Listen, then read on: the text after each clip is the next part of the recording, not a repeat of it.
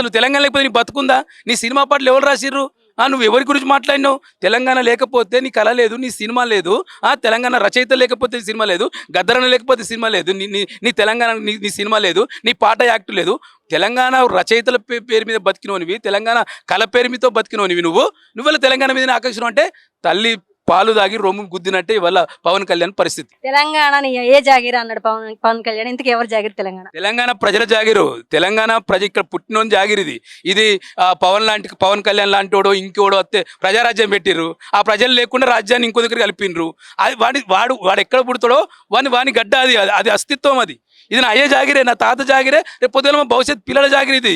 ఇది నీ జాగిరి కాదు. ఇక్కడ నువ్వు వస్తే నువ్వు నీ అటువంటికి మేము పెట్టాలి. రేపు పొద్దుగాల పాస్పోర్టో గిస్పోర్టో పెట్టాలి. ఎందుకంటే నువ్వు పాకిస్తాన్ మాట్లాడుతున్నావు కదా. నా కొడక నువ్వు ఎట్లా వస్తావు హైదరాబాద్కో తేల్చే పరిస్థితులు వస్తాయి. నువ్వు పిచ్చిగా మాట్లాడి బంద్ చేసి నీ పరిపాలన మేము చూసుకోమని చెప్తాము. ఉచిత సలహా ఇస్తున్నాము.